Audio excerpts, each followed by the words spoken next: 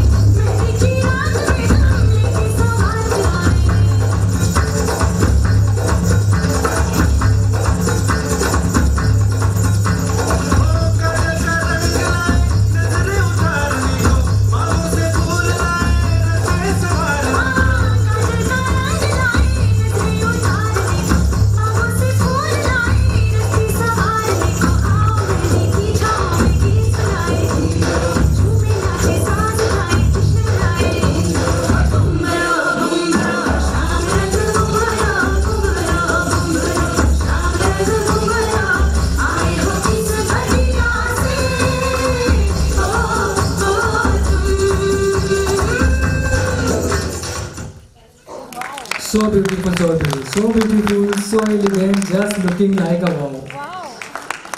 That was a truly electrifying performance, a perfect combination of energy, coordination and expression. इसलिए हम कह सकते हैं कि ब्यूटी इज विद ब्रेन। तो thank you so much for this.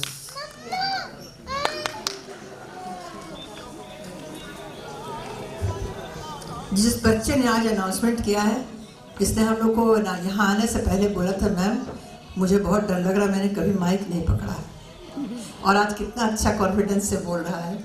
और अब हमारा अंतिम कार्यक्रम पुरस्कार वितरण का, और उसके बाद हम वक्तव्य के द्वारा इसका समापन करती हूँ। डॉक्टर अरुण जैन साहब और रीता जैन और हमारे सम्मानित अतिथि कहीं बाहर गए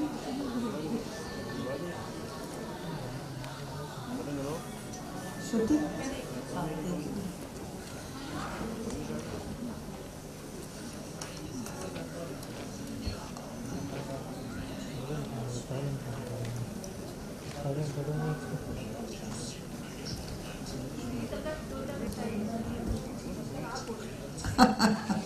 नहीं, कार्यक्रम में व्यवधान नहीं डालेंगे, हम बस 2 मिनट की प्रतीक्षा कर लें। डॉक्टर जैन साहब लगता है किसी को छोड़ने बाहर चले गए हैं।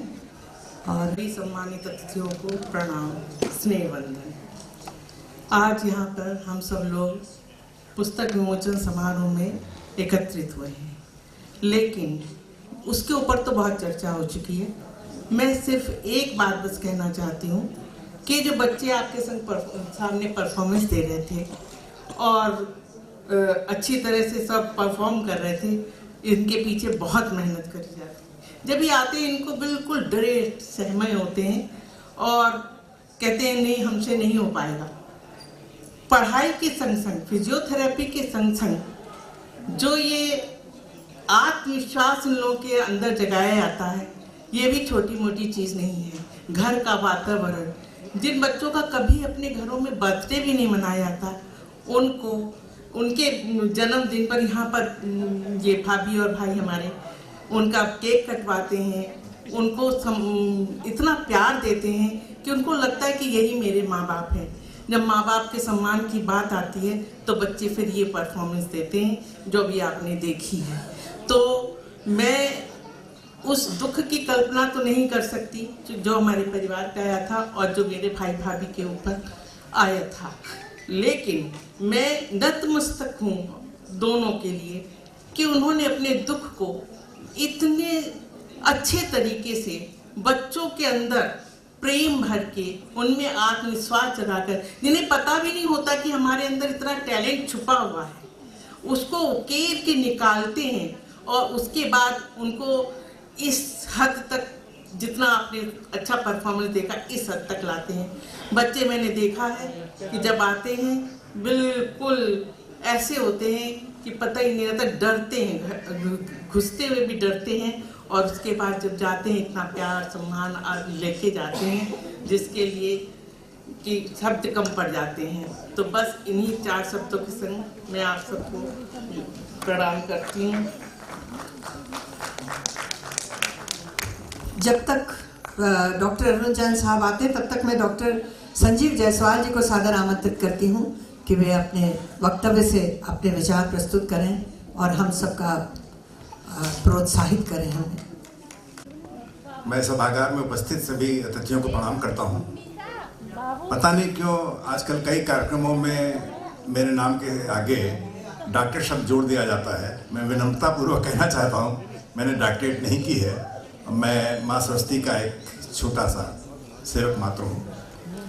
मैं आभारी हूँ आदरणीय रीता जैन जी का और डॉक्टर जैन जी का कि उन्होंने मुझे आज इस महत्वपूर्ण कार्यक्रम का साक्षी बनने का अवसर प्रदान किया। मैं सोच के गौरवान्वित हूँ कि हमारे लखनऊ में ऐसी संस्था है जो समाज के इन विशिष्ट बच्चों को हीरे की तरह तराशने का कार्य कर रही है, और हम सब लोगों ने आज इन बच्चों की प्रतिभा देखी और हमें विश्वास है कि ये लोग समाज में अपना स्थान बनाएंगे। अभी 2 पुस्तकों के बारे में आदरणीय करुणा जी ने और निवेदिता जी ने बहुत विस्तार से बताया, उसे दोहराने से कोई लाभ नहीं। मुझे बताया गया था कि एक कहानी संग्रह है और एक उपन्यास है, लेकिन मुझे लगता है कि न तो ये कहानी संग्रह है न उपन्यास है, बल्कि ये दोनों से बहुत आगे की चीज़ है। अगर आप इनको गौर से पढ़ेंगे तो आप पाएंगे कि इसमें मानव की सभ्यता की पूरी जो विकास काल है उसकी पूरी गाथा समाई हुई है, और हमारे समाज की जो संस्कृति है उसका पूरा इंसाइक्लोपीडिया है। अगर स्त्री और कैक्टस पुस्तक के शुरुआती पन्नों को ही देखें तो रीता जी बताते हैं कि कैसे मनुष्यता का विकास हुआ। बताती हैं कि सबसे पहले विधाता ने पुरुष को बनाया, पुरुष आए, दुनिया बड़ी शुष्क थी तो सभी देवता ब्रह्मा जी के पास गए, उन्होंने स्त्री को जन्म दिया। स्त्री और पुरुष ने मिलकर परिवार बनाया और कबीले के रूप में साथ रहने लगे। एक एक पैरे में वो पूरा पूरा इतिहास बताती चलती हैं कि कैसे लोगों ने खेती बाड़ी शुरू की, कृषि युग शुरू हुआ, और कैसे सम विभाजन के आधार पर समाज में 4 वर्ग बनाए गए। ऐसा लगता है कि कहानी संग्रह नहीं पढ़ रहे हैं बल्कि इतिहास पढ़ रहे हैं। और मनुष्य जिस प्रोफेशन में होता है उसका असर उसकी रचनाओं पे ज़रूर पड़ता है। आदरणीय रीता जी कंप्यूटर की टीचर थी। मैं नहीं जानता कि ईश्वर ने उनके हार्ड डिस्क कितने में रैम कितने जीबी की है, लेकिन उन्होंने अपने अनुभव से उसको अपनी हार्ड डिस्क की क्षमता असीमित कर दी है। जीवन का कोई भी पहलू ऐसा नहीं है जिस पर उन्होंने कहानियां नहीं लिखी हों। विशाल अनुभव है उनका जो इन रचनाओं के माध्यम से झलकता है। मैं सिर्फ 1-2 कहानियों का जिक्र करूंगा। एक कहानी है कांटों की छांव, ब्रैकेट में लिखा है एक वैश्या की आद बीती। इस कहानी को आप पढ़ेंगे तो उसके बाद शायद रात में सो नहीं पाएंगे। सिर्फ शुरुआती 3 लाइन देखिए। अगर किसी को धरती पर नरक देखना है, अगर किसी को धरती पर नरक देखना है तो किसी बूचड़ खाने की ओर नहीं बल्कि रेड लाइट एरिया की ओर रुख करना चाहिए। वहाँ न चीखें सुनाई देती हैं, न आंसू दिखाई देते हैं, बस चुप्पी होती है, गाढ़े सिंदूर, भारी मेकअप और टूटे मन की चुप्पी। ये संग्रह की शायद सबसे लंबी रचना है और बहुत ही मार्मिक है। हम सब लोगों ने मनोहर राणा जी की माँ के ऊपर लिखी कविता जरूर पढ़ी है, सुनी है। रीता जैन ने भी माँ के ऊपर एक कहानी लिखी है, अलमारी के खानों में छुपी माँ, जिसके बारे में करुणा जी ने विस्तार से बताया। वास्तव में स्त्री के इतने रूप होते हैं कि शायद धरती की भी जो सुंदरता है उसके पीछे छूट जाए। बहुत ही महत्वपूर्ण कहानी संग्रह है, आप लोग इसको अवश्य पढ़िए। और दूसरा जो उपन्यास है सत्य समागम, उसमें तो चंद पन्नों में आपने गागर में सागर भर दिया है। उपन्यास की शुरुआत होती है पहाड़ों की सुंदरता से। इतना सूक्ष्म, इतना विस्तृत और सशक्त विवरण किया है कि जैसे अगर हम किसी चित्रकार को देखें वो पहाड़ों का पेंटिंग बना रहा हो अपनी तूलिका से, ऐसे रीता जी ने अपने शब्दों से उत्तराखंड के सौंदर्य को पन्नों पे उकेरा है। बहुत ही खूबसूरत शुरुआत की है। और कहीं कहीं पे तो ऐसा लगता है कि जैसे वो डॉक्टरेट भी उन्होंने कर रखा है या शायद डॉक्टर साहब के संगत में। एक जगह वो लिखती हैं जैसे बच्चे जब बड़े होने लगते हैं तो लिखती हैं यह अवस्था शारीरिक परिवर्तनों की प्रक्रिया है जिसके द्वारा बच्चे शरीर प्रजनन क्षमता से युक्त वयस्क के शरीर में बदल जाता है। उसके बाद कैसे कैसे शरीर में परिवर्तन होते हैं उसका विस्तार से वर्णन किया है। और निवेदिता जी ने बताया था कि इस उपन्यास की नायिका मंजुला इंग्लैंड जाती है, वहाँ पे उसके पीटर से शादी होती है। वो पीटर जब इंडिया आता है तो उसका जो आपने वर्णन किया है वो अद्भुत है। हम सब लोगों की आदत है कि छोटी छोटी बातों के लिए सरकार को कोसते हैं। मैं भी कई बार कोसता हूँ कि सरकार कुछ नहीं करती, लेकिन इस कहानी में एक दृश्य है, इस उपन्यास में एक दृश्य है कि जब पीटर इंडिया आता है, दिल्ली में पहुँचता है, तो सिर्फ एक चीज़ उसको बहुत परेशान कर रही थी, वह थी जनसंख्या। जिधर देखो सिर ही सिर दिखाई दे रहे थे। पीटर सोच रहा था कि यहाँ की सरकार महान है जो इतने सारे लोगों का ध्यान रखती है। यहाँ पर कोई भी अपनी ज़िंदगी से असंतुष्ट नहीं दिखाई पड़ता। वास्तव में 140 करोड़ लोगों का ध्यान रखना बहुत बड़ी बात है। और 7 फेरे सभी ने लिए हैं, खूब सुनते हैं उनके बारे में, लेकिन उन फेरों का अर्थ क्या है ये अगर जानना समझना है तो इस उपन्यास को पढ़िए। उपन्यास के नायिका मंजुला अपने पति पीटर को इन 7 फेरों का जो वर्णन करती है उसको अगर आप पढ़ेंगे तो आपको समझ में आएगा कि हमारा सनातन धर्म कितना महत्वपूर्ण है। इतने रंगारंग कार्यक्रम हो चुके हैं, उसके बाद बोलना सिर्फ बोर करना होता है। इसलिए मैं सिर्फ एक चीज़ और बताऊंगा। हम सब ने देखा, यहाँ भी सामने है, कि मंदिर का शिखर पतला होता है, लेकिन शायद ज़्यादातर लोगों ने सोचा नहीं होगा कि ऐसा क्यों होता है। रीता जी की लेखनी इस बारे में भी चलती है। वो लिखती हैं, मंदिर का ऊपरी हिस्सा पतला इसलिए होता है क्योंकि यह आकाश की तरफ संकेत करता है, यह भगवान तक पहुंचने का मार्ग दर्शाता है। जैसे जैसे हम मंदिर के गर्भगृह की ओर बढ़ते जाते हैं, ऊपर का शिखर पतला होता जाता है। इसका मतलब यह होता है कि ईश्वर तक पहुंचाने के लिए मन को एकाग्र और ऊपर उठाना पड़ता है। आप इन पुस्तकों को पढ़ें, आपका मनोरंजन तो होगा, कहानियाँ और उपन्यास का कथानक चलता है, साथ साथ हमारे समाज और हमारे सनातन धर्म के बारे में भी बहुत सी अनजानी बातें आपको पता चलती रहेंगी। और इन पढ़ने के बाद आप रीता जी के लिए निश्चित ही आपके हृदय में सम्मान बढ़ जाएगा। और इस दंपति की जितनी भी प्रशंसा की जाए वह कम है, क्योंकि जो कार्य ये लोग कर रहे हैं वह वास्तव में समाज के लिए प्रेरणादायक है। मैं ईश्वर से प्रार्थना करता हूँ कि डॉक्टर जैन और रीता जी को शक्ति प्रदान करें और इसी तरीके से वे समाज की सेवा करती रहें। बहुत बहुत धन्यवाद। दयानंद पांडे जी हैं, मैं उनसे भी कहूँगी कि वे भी अपने वक्तव्य से हम सबको मार्गदर्शन करें और आज के इस कार्यक्रम पर अपने विचार व्यक्त करें। हौसलों की स्याही से जो लिखते हैं अपने इरादों को, उनके मुकद्दर के पन्ने कभी कोरे नहीं हुआ करते। और मैं इन्हीं शब्दों के साथ आपको आमंत्रित करती हूँ। विस्तृत को जन्मदिन की बहुत बधाई।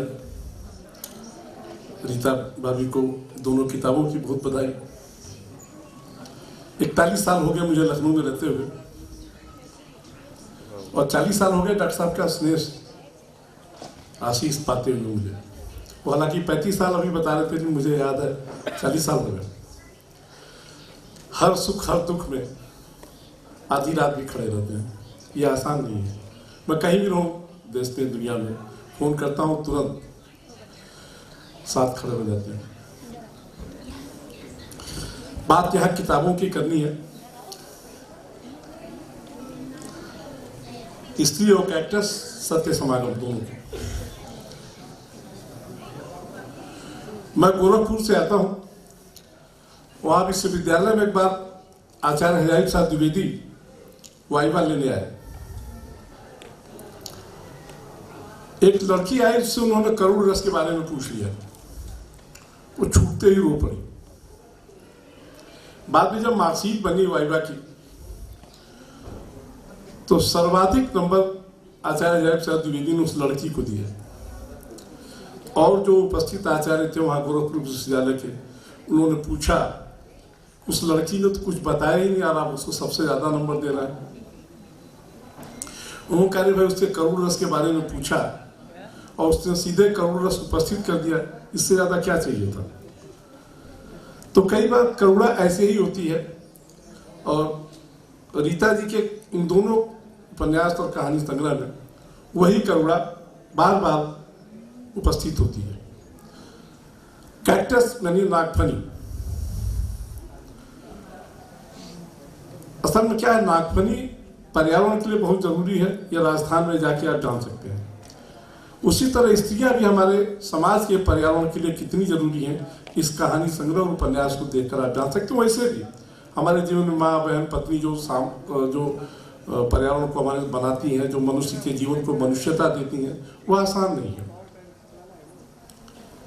इन कहानियों में विलाप बहुत है। पूरी कहानी मतलब सारी कहानी संग्रह में सिर्फ एक कहानी है जिसमें कैक्टस नहीं है, सिर्फ एक कहानी। और उसमें भी माँ है, माँ की अलमारी है, और अलमारी के खानों में अलग अलग करुणा है, वेदना है। बेटी और माँ के बीच का संवाद है, अलमारी में अलग अलग यादें हैं। ये पढ़ते हुए मुझे कालिदास याद आया। कालिदास रघुवंश में, अच्छा हम सब जानते हैं कि कालिदास वर्णन के कवि हैं, उपमा के कवि हैं,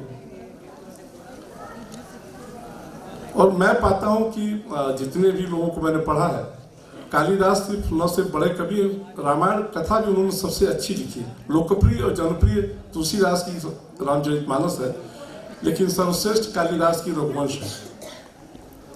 रघुवंश में बहुत सारे दृश्य हैं, चित्र हैं, बहुत सारे वर्णन हैं। एक जगह है कि सीता को वनवास के लिए राम लक्ष्मण को सौंपते हैं और कहते हैं जाओ इनको वन में छोड़ो। लक्ष्मण सीता को वन में लेकर जाते हैं और एक जगह ले आके वन में उनको छोड़ देते हैं। उनका लक्ष्मण बताते हैं सीता को, भैया का आदेश है कि आपको यहीं छोड़ दिया जाए। वो छोड़ देते हैं। जब तक लक्ष्मण दिखते हैं सीता बिल्कुल प्रसन्न रहती हैं। लक्ष्मण धीरे धीरे ओझल होते हैं, रथ दिखता है, तब भी सीता विचलित नहीं होती। रथ धीरे धीरे ओझल होता है तो रथ का ध्वज दिखता है। रथ का ध्वज भी जब धीरे धीरे ओझल हो जाता है तो सीता जैसे विलाप कर बैठती है, बहुत तेज विलाप करती है। इतना तेज विलाप, उस वन में जो मृग हैं, धूप चल रहे हैं, उनके मुंह से धूप गिर जाती है। जो पक्षी वहां उड़ रहे हैं, पक्षी उनका उड़ना थम जाता है। जो वृक्ष है उनकी शाखाएं आपस में रगड़ खाने लगती हैं। मानो पूरा वन सीता के शोक में शामिल हो जाता है। रीता भाभी की रचनाओं को पढ़कर बार बार हम पता नहीं क्यों विस्तृत के शोक में उसी तरह शामिल हो जाते हैं और लगातार शोक में शामिल होते रहते हैं। शोक को एक सामाजिक काम का आधार बना लेना अगर किसी को सीखना हो तो डॉक्टर अरुण कुमार जैन और भाभी रीता जैन से सीखा जा सकता है। हम सबको सीखना चाहिए बहुत सारी बात। अच्छा, हर साल ये कार्यक्रम करते हैं और हर साल इनकी किताबें आती हैं और विस्तृत कभी भूलते नहीं इनके जीवन से। और हर बार वो छाप तिलक सब छीनी तो उसे नैना मिला के हम लोग सुनते ही हैं। इस बार हम जगदीश गांधी जी को मिस कर रहे हैं। हर बार के कार्यक्रम में हमारे मुख्य अतिथि जगदीश गांधी ही हुआ करते थे। संजोग ये है कि आशुतोष शुक्ल इस बार मुख्य अतिथि थे। अभी वो कह भी गया है कि मेरे सामने उन्होंने सचमुच शुरुआत की। उन्होंने उस वक्त स्वतंत्र भारत पे था, वरिष्ठ पद पे था और उन्होंने बिल्कुल अप्रेंटिस होकर आए थे और जिस मेहनत और लगन से उन्होंने काम करना शुरू किया था वो दिखाई देता है कि वो शीर्ष पद पर है। आसान नहीं होता पत्रकारिता ने शीर्ष पद पर पहुंचना हो, फिर इतने सालों तक टिके रहना बहुत कठिन काम है। लेकिन फिर हम आते हैं स्त्री की वेदना पर। क्या होता है ना कि स्त्री चुपचाप बहुत सारी बातें कह जाती है, माँ हो, पत्नी हो, बहन हो, और लोग समझ जाते हैं और आप कुछ नहीं कहते तो भी वो समझ जाती है। ये आसान नहीं। इनकी कहानियों में चूंकि बात करुणा पांडे जी कर चुकी हैं, निवेदिता जी कर चुकी हैं, संजीव जायसवाल जी कर चुकी हैं, रीता भाभी खुद उनके बारे में बात कर चुकी हैं और मैं देख रहा हूँ कि 2/3 लोग जा चुके हैं, तो बहुत विस्तार से बात करने का समय नहीं है। लोगों के सम्मान का समय है। तो मैं आप सबको प्रणाम करता हूँ। धन्यवाद। अपने डॉक्टर डी.एन. लाल साहब को भी सम्मान के साथ मंच पर बुलाना चाहूँगी और इन पंक्तियों के साथ कि एक दो का नहीं हर एक का हमरास हूँ, बात कहने की दिशा में एक नया अंदाज हूँ। दिल या कानों की जगह मस्तिष्क से मुझको सुनो, क्योंकि मैं कुछ और नहीं बस देश की आवाज़। मैं अपने समारोह के अध्यक्ष लाल साहब को आमंत्रित करती हूँ और इसके बाद उम्मीद करूँगी कि बस पुरस्कार वितरण को 2 मिनट का समय लगेगा। उसके बाद आप लोग से हम विदा लें। प्रणाम। अध्यक्ष पद तो हमारे देश में एक संवैधानिक पद है और जो कैबिनेट कहती है अध्यक्ष को उसी पे मोहर लगानी होती है। तो हमारे पूर्व वक्ताओं ने, हमारे साथियों ने पुस्तक से संबंधित जो भी बातें थी वो सारी कह दी हैं, कुछ कहने को शेष नहीं है। मैं सिर्फ 2 बातें संक्षिप्त में कहूँगा। एक तो ये कि जीवन जीने के 2 तरीके हैं। आपके साथ कोई घटना होती है इस तरह की, आप रो करके और आंसू बहा करके जीवन जिए, उसमें आप अपने को तो दुखी करते ही हैं, जिसके संपर्क में आते हैं वो भी दुखी होता है, और दुख की बात जब करेंगे तो दुख ही उपजेगा। दूसरा तरीका वो है जो आप सबने अपनाया है, पर ये बड़ा कठिन तरीका है। इसके लिए बहुत दृढ़ मन मस्तिष्क चाहिए, जो सामान्य व्यक्ति के वश की बात नहीं है। मुझे दिनकर जी की एक पंक्ति याद आती है,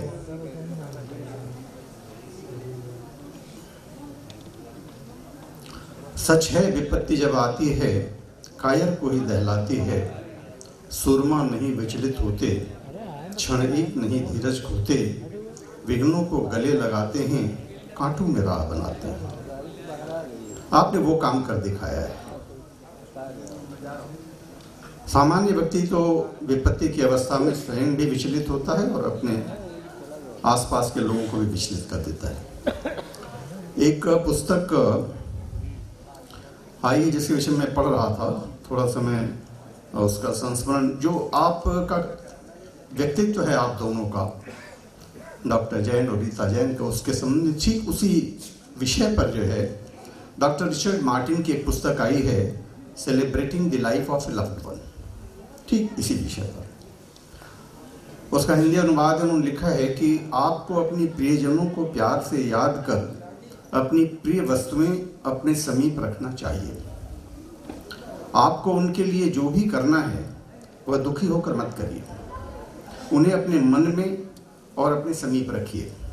उनकी यादों को किताब बना सकते हैं, उन लोगों से बातें कर सकते हैं जो उन्हें करीब से जानते हैं, वह सब कुछ कर सकते हैं जो आपके प्रियजन को पसंद था। आप एग्जैक्टली वही कर रहे हैं। तो ये बातें जो है जो इन्होंने लिखी हैं, ये तो एक आदर्श के रूप में लिखी है, सिद्धांत के रूप में लिखी, ऐसा होना चाहिए, पर आप वो हैं जो इसे कर रहे हैं। और ये जो आप कर रहे हैं ये समाज के लिए एक आदर्श है। और इसके साथ साथ आपने विश्व की यादों को जिस तरह से एक उत्सव में बदल दिया है, एक आनंद और उल्लास के उत्सव में बदल दिया है, आप सब बधाई के बहुत पात्र हैं, समाज के लिए एक आदर्श हैं। मैं इन शब्दों के साथ विश्व की स्मृतियों को बहुत नमन करता हूं श्रद्धा के साथ, और आप सबको भी बहुत बधाई देता हूं इस शौर्य, इस धैर्य, इस वीरता के लिए और इस शानदार कृतित्व और व्यक्तित्व के लिए। बहुत बहुत धन्यवाद। कृपया 2 शब्द हम लोगों को अवश्य मार्गदर्शन दे दें, क्योंकि आपका हम लोगों ने केवल पॉडकास्ट ही सुना है, टेलीविजन पे सुना है, लेकिन आज सामने सुनने का सौभाग्य। प्रिय बेटिया रानी, आप सिडनी से पधारी हैं। इस सारस्वत सभा में मेरे ऐसे अनुपयुक्त व्यक्ति का संबोधित करने का कोई औचित्य नहीं है। जहां विद्वतापूर्ण बातें होती हैं, मैं एक लाइन में समावेश करूंगा। जब मैं डॉक्टर साहब के दर्शन किए थे तो डॉक्टर साहब ने यही कहा कि मेरे यहाँ कोई आदमी ऐसा नहीं है मरीज जो यहाँ से ठीक होकर न गया हो। मैंने यही कहा कि आपकी हमारी समानता यही समाप्त हो जाती है, क्योंकि मेरे यहाँ कोई ठीक ठाक आदमी आता है वो बिगड़ के ही जाता है, ठीक नहीं रहता है। बहरहाल आप ऐसे मनुष्यों में इस सारस्वत सभा में कर्मयोगी ही कोई होगा जो मृत्यु को नृत्य बना ले। ओशो ने अपने एक संस्मरण में लिखा है कि मृत्यु को जब नृत्य हो जाए तो समझो कि वो परिवार, वो व्यक्ति कर्मयोगियों का है। आखिर क्या कारण है कि आपके हाथ में महावीर स्वामी ने वो कृपा दी है? क्योंकि जो स्पिरिचुअल कंटेंट है, जो ऊर्जा है, जो रीता जी ने अपनी पुस्तक में लिखा पृष्ठ 67, 68 और 69 में मंदिर का वर्णन और कैची धाम बाबा नीम करोली के यहाँ जो उनका प्रस्थान और दर्शन था, आखिरी वक्तव्य है मेरा, और वहाँ जाकर के जो ऊर्जा और स्फूर्ति का संचार हुआ है उसका प्रसाद अब सब आपके हाथ में है। आप जो चीज़ छुएंगे वो सोना हो जाएगा, और जो नकारात्मक है मेरी तरह सोना भी छू लेंगे तो गोबर हो जाएगा। ध्यान रहे विद्वज्जन। इसी बातों के साथ बेकन ने कहा था कुछ पुस्तकें होती हैं जिनको चखना चाहिए, कुछ पुस्तकें होती हैं जिनको स्वॉलो करना चाहिए, और कुछ पुस्तकें होती हैं जो हृदयस्थ करना चाहिए। ये दोनों पुस्तकें जो हैं जीवन पर आधारित हैं। मुझे याद आ रहा है कि प्रेमचंद जी के सुपुत्र अमृत राय जी ने एक पुस्तक लिखी थी सुख दुख, लेकिन कहा उन्होंने लिखी इतने मनीषी व्यक्ति ने, और आपने समाज को और देश को एक दिशा दी है। आपको आपके माता पिता के चरणों में मेरा विनम्र प्रणाम। आशीर्वाद चाहेंगे, 2 मिनट के लिए आप भी आ जाएं। नमस्कार। शायद हमको सभी जानते हैं और ऐसे नहीं कैसे जानते हैं मम्मी जी, हम इसलिए माँ वाली बात ही करेंगे। और आप डॉक्टर जैन और मिसेस जैन ने जो काम किया है वो बहुत कम लोग करते हैं। इन्होंने यादों को अपने किस रूप में सजा लिया है मैं बता नहीं सकती, सारे लोगों के मन में। जब मैं पहली बार आई थी तो मैं इस हॉल में बैठी रह गई। मुझे इस बच्चे की मैं लगातार फ़ोटो देखती रही, बाद में मैंने डिटेल जाना और रीता जैन और डॉक्टर अरुण जैन की जब देखी सत्यनिष्ठा उस बच्चे के प्रति, कैसे उसको जिंदा रखा है इन लोगों ने, मैं बता नहीं सकती। मैं बहुत तो नहीं बोल पाऊंगी क्योंकि वो बच्चा मेरे सामने भी आ जाता है। मैंने देखा नहीं है उसको, लेकिन उसका स्वरूप सुन के, उसकी बातें सुन के सब मेरे हृदय में भर आता है। तो आपको बहुत बहुत बधाई जैन साहब, और रीता तुम्हें भी, और पूरे परिवार को। और पूरा परिवार आपका इसके पीछे लगा है और हम लोग भी सभी आपके परिवार के ही हैं। बहुत बहुत धन्यवाद। हमारे साथ ही हैं ये, हम लोग साथ पढ़े हुए हैं, हम और विक्रम सिंह जी। विक्रम सिंह जी के आगे मेरी बोलने की ताकत नहीं है।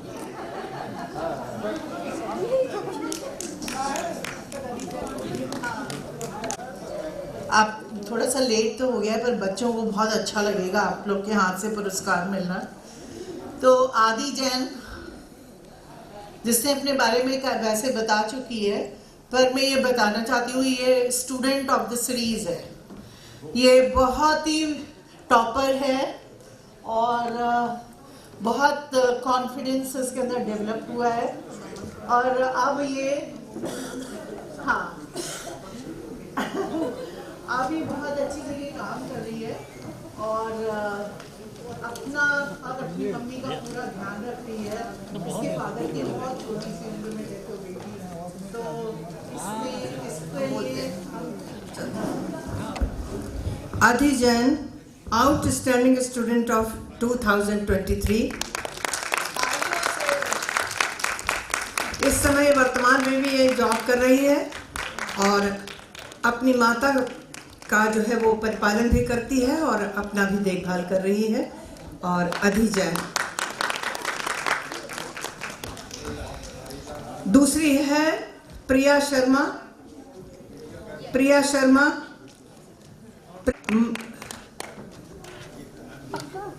2024, प्रिया शर्मा, जोरदार तालियां। Farheen physiotherapy topper 2025। Farheen physiotherapy topper.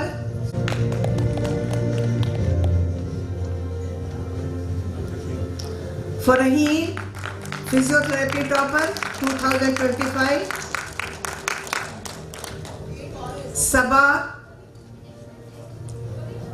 सबा महेश चंद द्विवेदी जी बच्चों को पढ़ाते हैं, उनकी पत्नी नीरजा जी, और उन्होंने इस बच्ची को भेजा था। आज ये बच्ची और बहुत ही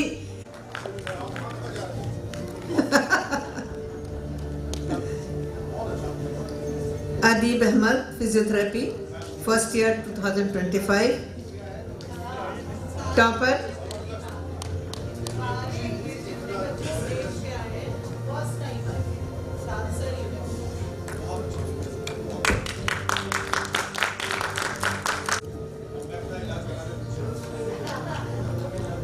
श्रुति Bansal acupuncture topper 2024।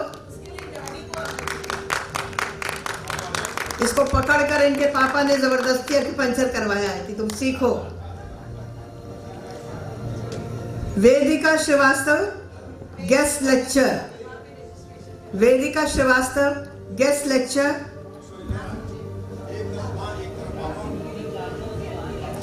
Farheen Bano 100% attendance.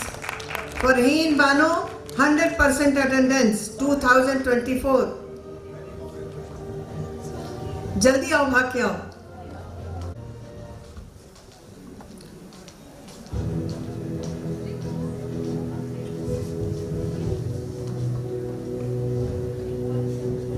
Attendance. अच्छा बस अब खत्म करते हैं इसको. Puja. Meenu, most sincere and dedicated teacher.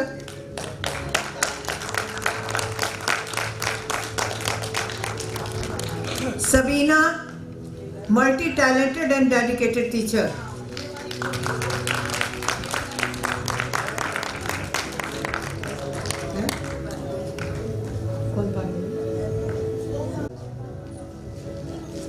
Aman Upadhyay.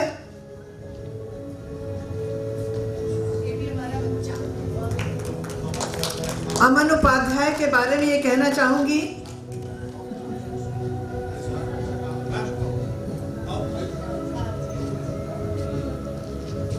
Doctor PR. Mishra ने इसको क्लिनिक से डॉक्टर अरुण जैन साहब के पास भेजा था, क्योंकि डॉक्टर अरुण जैन साहब और डॉक्टर मिश्रा की बड़ी सुंदर केमिस्ट्री थी. डॉक्टर साहब ने कहा आप मेरे पास भेजिए, मैं इसको हॉस्पिटल में फिजियोथेरेपी कर रहा है और वहाँ कमा रहा है और अपने परिवार को भी वो बाकायदा पालन पोषण कर रहा है और मेरी भी देखभाल कर रहा है. क्योंकि डॉक्टर साहब जब चले गए तो उन्होंने इसे मेरे को सौंप दिया, तब से ये मेरे पास रहता है.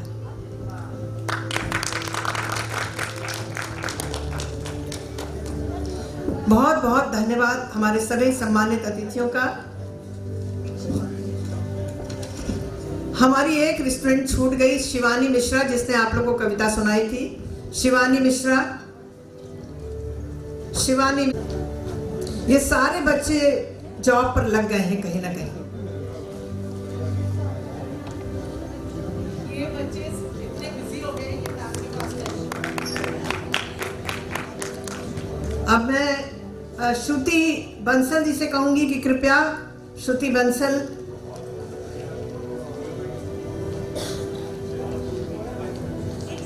बहुत सुंदर. Very good.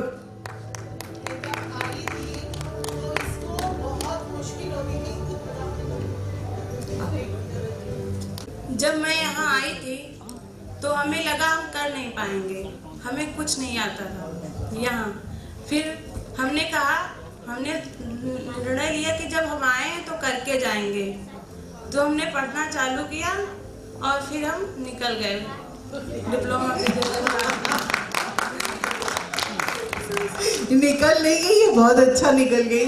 तो she has improved a lot. Very good. तो ये मेडल इनको इम्प्रूवमेंट का दे रहे हैं और अब ये जॉब कर रही हैं. अब ये सोचिए आप कि अब ये जॉब कर रही है और इससे क्या पूछा गया ऑर्थोपेडिक्स के बारे में, इसने इतना अच्छा बताया.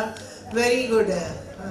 मैं इन्हीं शब्दों के साथ पंक्तियां पढ़ते हुए श्रुति बंसल को बुलाऊंगी कि वो चूंकि सिडनी से आई हुई है और वो चाहती है कि 2 पंक्तियां जो है वो आप उसके धन्यवाद की जरूर सुन लीजिए, क्योंकि उसके हृदय में भी उद्गार हैं. 1 मिनट भाभी. श्रुति आंटी भाभी मेरी, हम लोग 42 साल से एक दूसरे को जानते हैं, तो इनके बिना तो मेरा काम होता नहीं है. तो अब हम सबको सम्मानित, अब भाभी को हम लोग अपनी तरफ से सम्मानित करते हैं बहुत प्यार के साथ. आइए. हाँ.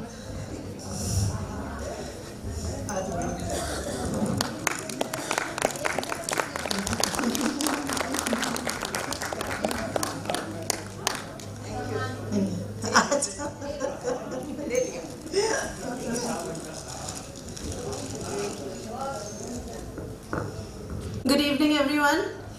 I would like to thank you all for coming here, giving your precious time to our mission, and giving the encouragement to all the students here.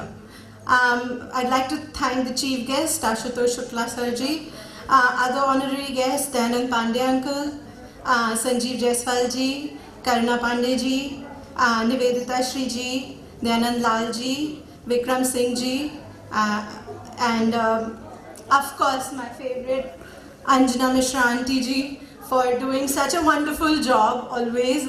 आप इतनी इंस्पायरिंग हैं, आपके वर्ड्स और आपकी हिंदी समझ के सुन के मुझे भी हिंदी में थोड़ा सा बोलने का वो मिलता है इंस्पिरेशन.